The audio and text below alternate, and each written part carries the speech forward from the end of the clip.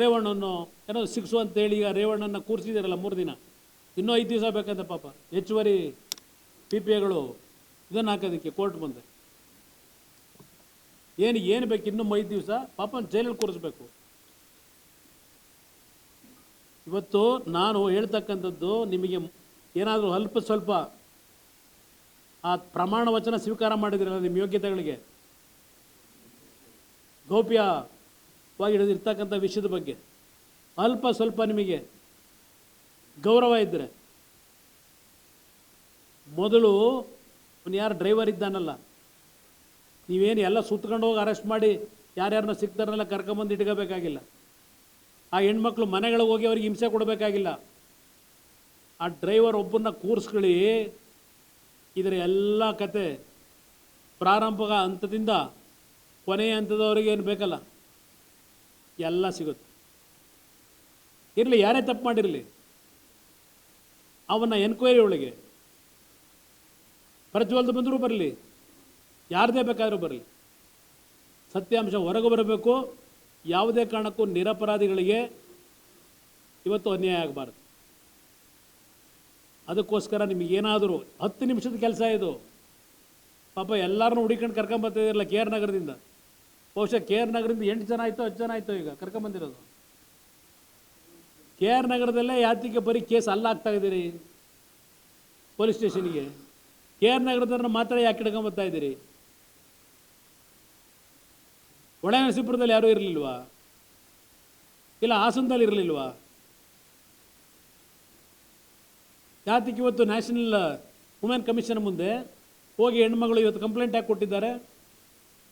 ಇಲ್ಲಿ ನಿಮ್ಮ ದಬ್ಬಾಳಿಕೆ, ಯಾರ್ಯಾರು ಹಿಂಸೆ ಕೊಡ್ತಾ ಇದ್ದೀರಿ, ಯಾರು ಪಾಪ ಹೋಗಿ ಹಾಕಿರಬೇಕು. ಒಬ್ಬ ಡ್ರೈವರ್ನ ಹಿಡಿದು ಕೂರಿಸ್ಕೊಂಡು ಸಂಪೂರ್ಣ ಏನೇನು ನಡೆದಿದೆ 14 ವರ್ಷದಿಂದ ಹೋಗಿರೋದು. ಯಾವುದೋ ಖಾಸಗಿ ಚಾನಲ್ನಲ್ಲಿ ಕೂರಿಸ್ಕೊಂಡು ಪಾಪ ಕ್ವಶನ್ ಕೇಳೋದು, ಅವನು ಉತ್ತರ ಕೊಡಬೇಕು. ಇದು ನಾಳೆ SITಗೆ ಹೋಗಿ ಯಾವ ರೀತಿ ಉತ್ತರ ಕೇಳ್ಬೋದು SITಯಿಂದ, ಅದಕ್ಕೆ ಉತ್ತರ ನೀನು ಹೆಂಗೆ ಕೊಡಬೇಕು, ಇದು ಟ್ರೈನಪ್ಪ. ಮೊನ್ನೆ ಆಗಿರೋದು ಖಾಸಗಿ ಚಾನಲ್ನಲ್ಲಿ 1.25 ಗಂಟೆ ಮಾಡಿದ್ದೀರಿ.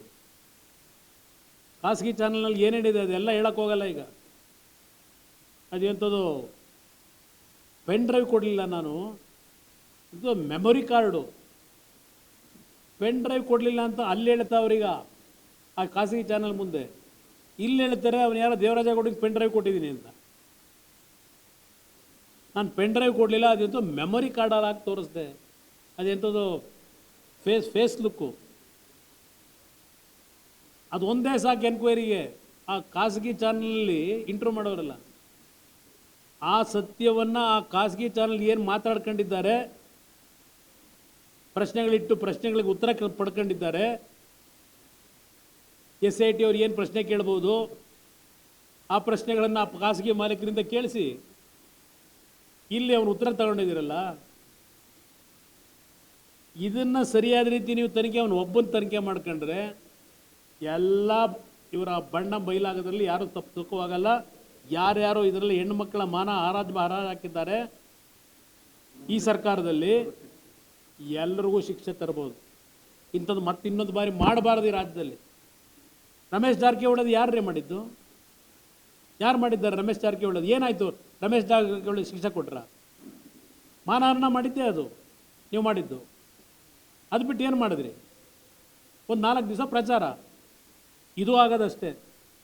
ಈ ಸರ್ಕಾರಕ್ಕೆ ಇವತ್ತು ಅವರಿಗೆ ಇಂಥ ಘಟನೆಗಳು ಮುಂದೆ ನಡೀಬಾರ್ದು ಅನ್ನೋದು ಒಂದು ಕಠಿಣವಾದಂಥ ತೀರ್ಮಾನಗಳು ಮಾಡಬೇಕು ಅನ್ನೋದಿಲ್ಲ. ಇಲ್ಲಿ ಇವ್ರಿಗೆ ಬೇಕಾಗಿರೋದು ಇನ್ನೊಂದು 15 ದಿವಸದ ಪ್ರಚಾರ. ಇವರಿಗೆ ಬೇಕಾಗಿರೋದು ಅಷ್ಟೇ. ಇವರಿಗೆ ರಾಜ್ಯಪಾಲರಿಗೆ ಇದನ್ನೇ ಹೇಳಿ ಬಂದಿದ್ದೇನೆ. ಇದರಲ್ಲಿ ಈ ಸರ್ಕಾರದಲ್ಲಿ ಇವತ್ತು ಅವರಿಗೆ ಸತ್ಯಾಂಶಗಳು ಹೊರಗೆ ಬರಬೇಕಾಗಿಲ್ಲ.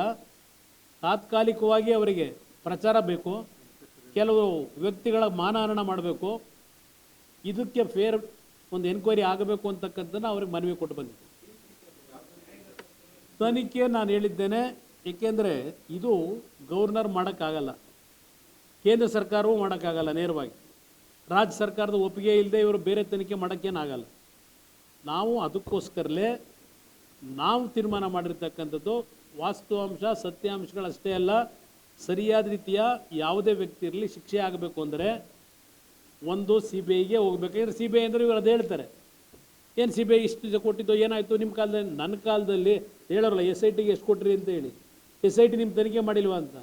ನನ್ನ ಕಾಲದಲ್ಲಿ 2 ಅವಧಿಯಲ್ಲಿ ಯಾವುದೇ ಪ್ರಕರಣವನ್ನು SITಗೆ ಕೊಟ್ಟಿಲ್ಲ. ಅಂಥ ಪ್ರಕರಣ ನನ್ನ ಕಾಲದಲ್ಲಿ ಬರಲಿಲ್ಲ. ಕುಮಾರಸ್ವಾಮಿ ಬಿದ್ದಂಥ 2 ಅವಧಿನಲ್ಲೂ ಈ ರೀತಿಯ ಪ್ರಕರಣಗಳು ಬರಲಿಲ್ಲ. SIT ಕೊಡಬೇಕಂತ ಪ್ರಮೇಯ ನನಗೆ ಬರಲೂ ಇಲ್ಲ. ಒಂದು ಬಂತು 150 ಕೋಟಿ ಹಣ ಹೇಳದ್ನಲ್ಲ, ಅದನ್ನು ಲೋಕಾಯುಕ್ತಕ್ಕೆ ಕೊಟ್ಟೆ. ಲೋಕಾಯುಕ್ತದಲ್ಲಿ ಕೊನೆಗೆ ಏನಾಯಿತು ಅನ್ನೋದು ನಿಮಗೆಲ್ಲ ಗೊತ್ತಿದೆ. ಅದರಿಂದ ಇಲ್ಲಿ ಈ ಪ್ರಕರಣವನ್ನು ಇವತ್ತು ನ್ಯಾಯಯುತವಂತ ತನಿಖೆ ಆಗಬೇಕು ಅಂತಕ್ಕಂಥದ್ದು ನಮ್ಮ ಡಿಮ್ಯಾಂಡ್ ಏನಿದೆ, ಇದು ಆಗಬೇಕಷ್ಟೇ. ಅದನ್ನು ರಾಜ್ಯಪಾಲರಿಗೆ ಹೇಳಿದ್ದೇನೆ. ನಾವು ಕಾನೂನಿನ ವ್ಯಾಪ್ತಿಯೊಳಗೆ ಹೈಕೋರ್ಟ್ ಮುಂದೆ ನಮ್ಮ ವಕೀಲರ ಮುಖಾಂತರ ಈ ನಡೀತಿರ್ತಕ್ಕಂಥ ಈ ಘಟನೆಗಳಿಗೆ ಏನು ಹೇಳ್ತಾ ಇದ್ದೇನೆ, ಈಗ ನಾನು ಮತ್ತೀಗ ನಾನು ವಕೀಲ ಅಲ್ಲ, ನಾನು ದೊಡ್ಡ ಇವನೂ ಅಲ್ಲ. ಆದರೆ ವಕೀಲರುಗಳೇನಿದ್ದಾರೆ ನಿಮ್ಮ ಮುಂದೆ ಈಗೇನು ಕಳೆದ 2 ದಿವಸಗಳಿಂದ ವಕೀಲರಿಗೆ ಹೇಳ್ಬೇಕಾದಂಥ, ವಕೀಲರು ಅಲ್ಲೇ ವಾದ ಮಾಡಬೇಕಾದಂಥ ವಿಷಯಗಳು ನಿಮ್ಮ ಮುಂದೆ ಏನು ನಮ್ಮ ಮುಂದೆ ಮಾಹಿತಿ ಇಟ್ಟಿದ್ದೇನೆ. ಅದೆಲ್ಲ ನಮ್ಮ ವಕೀಲರ ಗಮನಕ್ಕೆ ತಂದು ಇವತ್ತು ದೊಡ್ಡ ಮಟ್ಟದಲ್ಲಿ ಹೈಕೋರ್ಟೇ ತೀರ್ಮಾನ ತಗೋಬೇಕು. ಇಲ್ಲಿ ಕೊನೆಗೆ ಅಂತಿಮವಾಗಿ ನ್ಯಾಯಾಲಯವೇ ತೀರ್ಮಾನ ತಗೋಬೇಕು. ಅಲ್ಲಿ ಹೋಗಿ ನಮ್ಮ ಒಂದು ಅಹವಾಲನ್ನು ಕೊಟ್ಟು ಅಲ್ಲಿಂದ ಇಲ್ಲ ಒಬ್ಬ ಸಿಟ್ಟಿಂಗ್ ಜಡ್ಜು ಅವರ ಒಂದು ಸಮ್ಮುಖದಲ್ಲೇ ಈ ತನಿಖೆ ಆಗಬೇಕು, ಇಲ್ಲ CBI ಕೊಡಬೇಕು. ಇದರ ಬಗ್ಗೆ ಕಾನೂನಿನ ಒಂದು ಹೋರಾಟ ಏನು ಮಾಡಬೇಕು ಮಾಡ್ತೀವಿ. ಓಕೆ, ಧನ್ಯವಾದಗಳು. ಏನು ನಾನಿಲ್ಲಿ ಕೃಷ್ಣ ಬೈರೇಗೌಡರಿಗೆ ನೋಡ್ರಿ, ಕೃಷ್ಣ ಬೈರೇಗೌಡರಿಗೆ ಈ ಪೇಪರ್ ಓದಕ್ಕೆ ಹೇಳಿ, ಸಮಯ ಇದ್ರಿ. ನಾವು ಅಪರಾಧ ಮಾಡೋದು ಬಿಡು ಅಂತ ಹೇಳಿದೀವ, ಬಿಡ್ಕೊಂಡು ಕೂತಿರೋರು ನೀವು, ಬಿಡ್ಕೊಂಡು ಕೂತಿರೋರು ನಾವು. ಅಪರಾಧ ಮಾಡಿರೋರಿಗೆ ಶಿಕ್ಷೆ ಕೊಡಿ ಅಂತಿದ್ದೀವಿ. ಅವರ ನಡವಳಿಕೆಯಿಂದ ದಿಕ್ಕು ತಪ್ತಾ ಇದೆ. ಕೃಷ್ಣ ಬೈರೇಗೌಡರಿಗೆ ಇದು ಓದಕ್ಕೆ ಹೇಳಿ ಸ್ವಲ್ಪ. ಆ ಕ್ಯಾಸೆಟ್ ಇದು ಎಂಥದ್ದು ಪೆನ್ ಡ್ರೈವ್ ಬಿಟ್ಟವನು, ಅವ ಒಂದು ಪೆನ್ ಡ್ರೈವ್ಗೆ ಕಾರಣಕರ್ತರಿರ್ಬೋದು, ಅದರಲ್ಲಿ ಪಾಲ್ದಾರ ಆಗಿರೋನು, ಆ ಲೈಂಗಿಕ ಕಿರುಕುಳದಲ್ಲಿ ಎಲ್ಲರಿಗೂ ಇವತ್ತು ಕಾನೂನು ತಕ್ಕಂಥದ್ದು ಇದೆ. ಇಲ್ಲಿ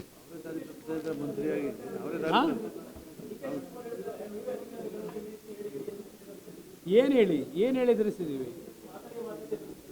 ಅಯ್ಯರಾಮನ ಇಲ್ಲಿ ನಡೀತಿರ್ತಕ್ಕಂಥ ತನಿಖೆ ಬಗ್ಗೆ ಸರಿಯಾಗಿ ಮಾಡ್ರಿ ಅಂತ ಹೇಳೋದು ಎದುರಿಸದ ನಾನು ಎದುರಿಸ್ತಾ ಇದ್ದೀನ. ಅಧಿಕಾರಿಗಳನ್ನ ಎದುರಿಸೋರು ನೀವು. ನಾನು ನನ್ನ ಜೀವನದಲ್ಲಿ ನಾನು 2 ಬಾರಿ ರಾಜ್ಯದ ಮುಖ್ಯಮಂತ್ರಿಯಾಗಿ ಕೇಳಲಿಕ್ಕೆ ಬಯಸ್ತೀನಿ ಸರ್ಕಾರದ ಮಂತ್ರಿಗಳಿಗೆ, ಮುಖ್ಯಮಂತ್ರಿಗೆ. ಈ ರಾಜ್ಯದಲ್ಲಿ ಮುಖ್ಯಮಂತ್ರಿಯಾಗಿ 2 ಬಾರಿ ನನ್ನ ಅಧಿಕಾರವನ್ನು ದುರುಪಯೋಗಪಡಿಸ್ಕೊಂಡು ನನ್ನ ಎದುರಾಳಿಗಳನ್ನು ಇವತ್ತು ಬಲಿ ಆಗ್ತಕ್ಕಂಥದ್ದಕ್ಕೆ ಅಧಿಕಾರಿಗಳನ್ನ ದುರುಪಯೋಗಪಡಿಸ್ಕೊಂಡಿದ್ದೇನಾ? ನನ್ನ ಮೇಲೆ 4 ಕೇಸಿತ್ತು. ನಾನು ಈ ರಾಜ್ಯದ ಮುಖ್ಯಮಂತ್ರಿಯಾಗಿ 2ನೇ ಬಾರಿ, ಹಿಂದೆ ಏನು ನನ್ನ ಒಂದು ಹೋರಾಟದಲ್ಲಿ ಭ್ರಷ್ಟಾಚಾರದ ವಿರುದ್ಧ ಒಂದು 4 ಕೇಸಿತ್ತು. ನಾನು ಮುಖ್ಯಮಂತ್ರಿಯಾಗಿ ಅದನ್ನು ಬಿ ರಿಪೋರ್ಟ್ ಹಾಕ್ಸ್ಕೊಂಡು ಕ್ಲೋಸ್ ಮಾಡಿಸ್ಕೊಳ್ಳಿಕ್ಕೆ ಆಗ್ತಿರ್ಲಿಲ್ವ? ನಾನು ಎಂದೂ ಸಹ ಯಾರನ್ನು ಹಣದ ಮುಖಾಂತರ ಖರೀದಿ ಮಾಡಿ ನನ್ನ ತಪ್ಪುಗಳನ್ನು ಮುಚ್ಚಾಕೊಳ್ಳಿಕ್ಕೆ ಹೋಗಿಲ್ಲ. ನಾನು ತೆಗೆದುಕೊಂಡಂಥ ನನ್ನ ಸರ್ಕಾರದ ತೀರ್ಮಾನಗಳು ಏನೇ ಮಾಡಿದ್ರು, ನನ್ನ ಮೇಲೆ ಏನಾದರೂ ಯಾರಾದರೂ ದೂರು ಕೊಟ್ಟಾಗ ಅದು ಫೇರಾಗಿ ತೀರ್ಮಾನಗಳಾಗಲಿ, ಇವತ್ತು ಆ ದೂರುಗಳನ್ನು ನಾನು ಸಂಪೂರ್ಣವಾಗಿ ನಾಶ ಮಾಡ್ತಕ್ಕಂಥ ಕೆಲಸ ಮಾಡಲ್ಲ. ಮೆರಿಟ್ ಮೇಲೆ ಈ ದೇಶದ ಕಾನೂನಿನಲ್ಲಿ ತೀರ್ಮಾನ ಆಗಲಿ ಅಂತ ಹೇಳಿ ಇನ್ನೂ 12 ವರ್ಷ ಆದರೂ ಇನ್ನೂ ಒಂದು ಕೇಸನ್ನು ಎದುರಿಸ್ತಾ ಇದ್ದೇನೆ. 12 ವರ್ಷ ಆಯಿತು.